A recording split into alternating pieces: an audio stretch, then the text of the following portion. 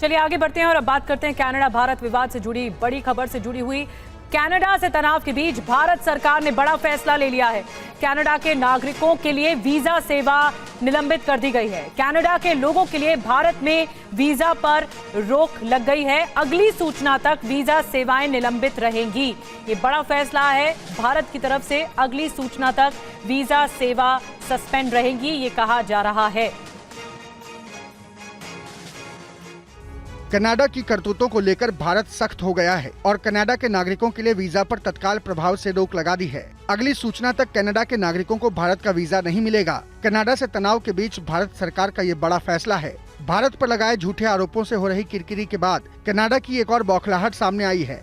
खबर है कि भारत में तैनात कुछ और डिप्लोमेट्स को कनाडा वापस बुलाएगा।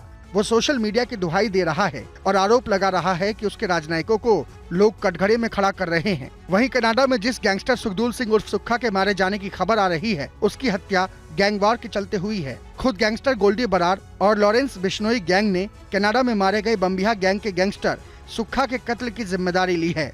गैंगस्टर सुक्खा से पहले कनाडा में आतंकी निज्जर और रिपु दमन सिंह की भी हत्या हो चुकी है। बताया जा रहा है कि गुरुद्वारे पर वर्चस्व के लिए निज्जर और रिपु दमन के बीच गैंगवार चल रही थी। दरअसल कनाडा भारत के भगौड़े गैंगस्टर्स का अड्डा बन चुका है और भारत भी बार बार कनाडा को यही बता रहा था, लेकिन उसने एक नहीं सुनी। उसने गैंगवार रोकने की बजाय भारत के खिलाफ प्रोपेगेंडा शुरू कर दिया। जी हां, तो बड़ी खबर यही है कि कनाडा में गैंगस्टर सुखदुल सिंह उर्फ सुक्खा की हत्या हो गई है। गैंगस्टर गोल्डी बरार ने सुक्खा के कत्ल की जिम्मेदारी लिए। खालिस्तानी आतंकियों की मदद करता था सुक्खा। एनआईए की वांटेड लिस्ट में भी सुक्खा का नाम।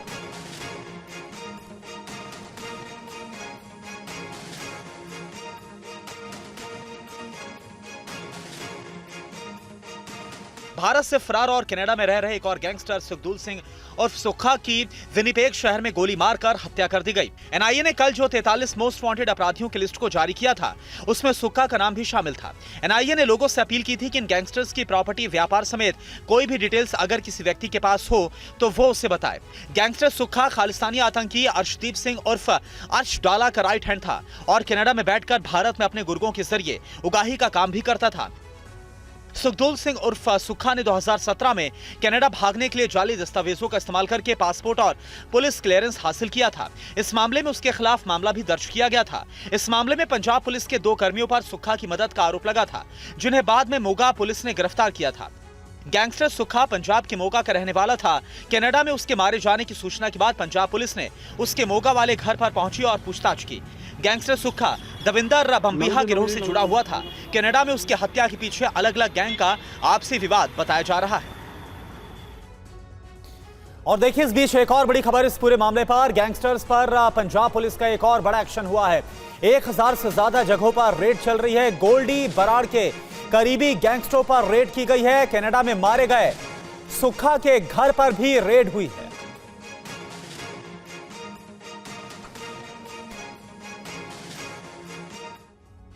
और पंजाब में गैंगस्टर गोल्डी बरार के करीबियों के ठिकानों पर भी छापेमारी जारी है। पंजाब पुलिस के 5000 जवान पंजाब में 1000 से ज्यादा जगहों पर इस वक्त कर रहे हैं छापेमारी। पंजाब के अलग अलग इलाकों में गैंगस्टर गोल्डी बरार के करीबियों की सरगर्मी से तलाश की जा रही है। सुबह 7 बजे से पंजाब पुलिस गोल्डी बरार गैंग के गुर्गों की तलाश में छापेमारी कर रही है। खबर है कि गोल्डी बरार से जुड़े संदिग्ध लोगों को राउंड अप करने के आदेश दिए गए हैं और आज शाम तक ही इस पूरे ऑपरेशन की रिपोर्ट एडीजीपी को सौंपी जानी है। गोल्डी बरार कनाडा और यूके से अपने गैंग को ऑपरेट करता है और कई मामलों में उसकी तलाश है। गोल्डी बरार गैंगस्टर लॉरेंस बिश्नोई का करीबी है। वो 2021 से कनाडा से अपने गैंग को ऑपरेट कर रहा था, लेकिन खबर है कि अब उसने अमेरिका में पनाह ली हुई है। वो विदेश में बैठकर पंजाब में रंगदारी रैकेट को ऑपरेट करता है। गोल्डी ने पंजाबी सिंगर और कांग्रेस नेता सिद्धू मूसेवाला की हत्या की जिम्मेदारी ली थी। इस मामले में उसकी तलाश की जा रही है। एनआईए ने गोल्डी बरार के खिलाफ यूएपीए के तहत केस दर्ज किया है। एक मुहिम हमने शुरू की हुई है।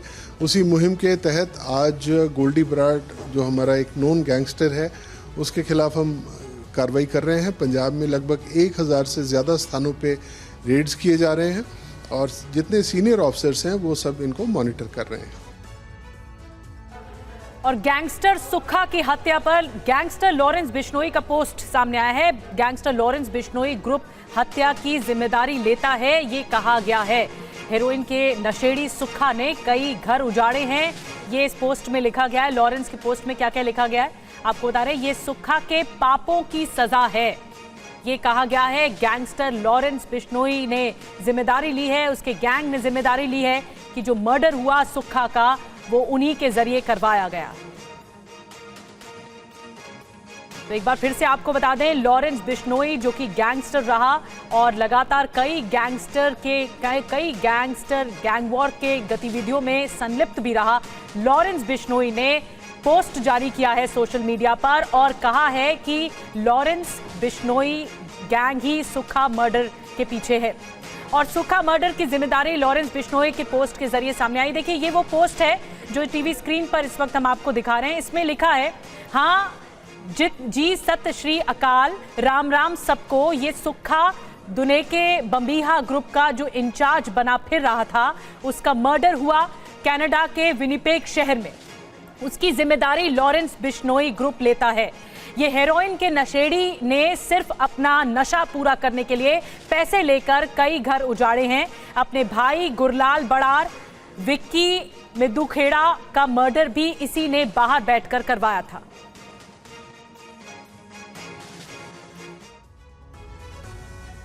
वहीं कनाडा के पीएम जस्टिन ट्रूडो पर चीन से मिलीभगत के आरोप लग रहे हैं। चीन पर अचानक नरमी को लेकर उठ रहे हैं सवाल।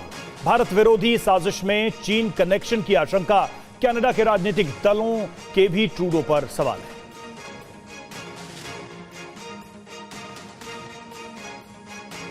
तो ट्रूडो के चाइनीज कनेक्शन को लेकर ये नए सवाल उठ रहे हैं।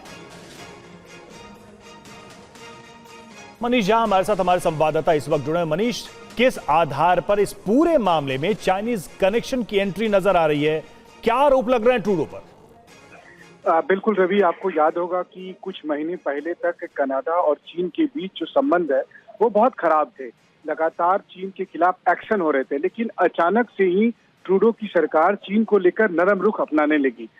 इसके बावजूद कि कनाडा के तमाम सुरक्षा एजेंसियों को की ये रिपोर्ट थी कि चीन से कनाडा में किस तरह के खतरे हो रहे हैं, कितनी बड़ी चुनौती बनकर है। बल्कि आप देखिए तो अमेरिका, भारत और तमाम जो इंडो पैसिफिक कंट्री के देश हैं कनाडा के साथ, वो मिलजुल कर अलग अलग तरह से एक्सरसाइज और दूसरी तरह की रणनीति बना रहे थे। लेकिन अचानक जस्टिन ट्रूडो और उनके पार्टी ने चीन को लेकर नरम रुख अपनाना शुरू कर दिया। इसके बाद से कनाडा के राजनीतिक हलकों में इस पर सवाल उठने लगे और फिर ट्रूडो और उनकी पार्टी पर चीन के साथ नरम रुख अपनाने को लेकर जांच चलने रही है। ऐसे में माना जा रहा है कि चीन के दबाव में कि कहीं ट्रूडो एक्सपोज ना हो जाए, इसलिए वो भारत के खिलाफ इस तरह के एक्शन ले रहे हैं ताकि उससे ट्रूडो अपने यहाँ चीन से लोगों का ध्यान भी भटका सके और दूसरी तरफ चीन को भी वो ये कहकर खुश कर सके ताकि कहीं किसी भी तरह से की सच्चाई चीन बाहर न कर दे और ट्रूडो एक्सपोज ना हो जाए। तो ये एक बड़ी सी साजिश दिखाई देती है। इस साजिश में ट्रूडो भारत को बिल्कुल मनीष, तो ये साफ एजेंडा जस्टिन ट्रूडो का नजर आ रहा है। जिस तरह से बेसलेस जो एलिगेशंस